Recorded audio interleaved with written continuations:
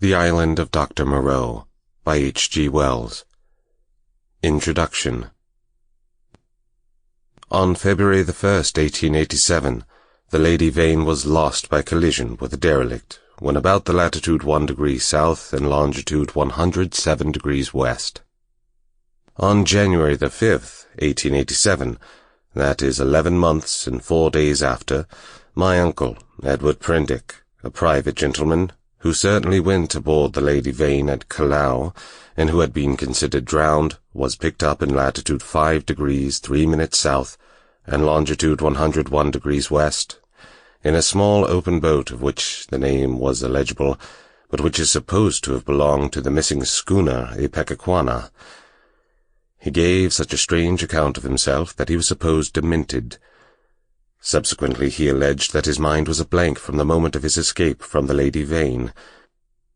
His case was discussed among psychologists at the time as a curious instance of the lapse of memory consequent upon physical and mental stress.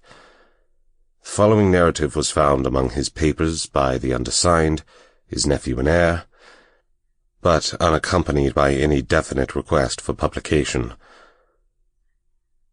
The only island known to exist in the region in which my uncle was picked up is Noble's Isle, a small volcanic islet and uninhabited. It was visited in 1891 by HMS Scorpion. A party of sailors then landed but found nothing living thereon except certain curious white moths, some hogs and rabbits, and some rather peculiar rats. So that this narrative is without confirmation in its most essential particular. With that understood, there seems no harm in putting this strange story before the public in accordance, as I believe, with my uncle's intentions. There is at least this much in its behalf. My uncle passed out of human knowledge about latitude 5 degrees south and longitude 105 degrees east, and reappeared in the same part of the ocean after a space of 11 months. In some way he must have lived during the interval, and it seems that a schooner called the Ipecacuanha with the drunken captain, John Davies, did start from Africa with a puma and certain other animals aboard in January 1887, and that the vessel was well known at several ports in the South Pacific, and that it finally disappeared from those seas, with a considerable amount of copra aboard, sailing to its unknown fate from Baina in December 1887, a date that tallies entirely with my uncle's story.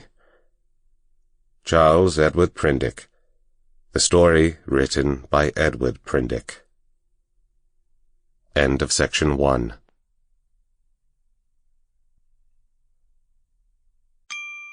Sample complete. Ready to continue?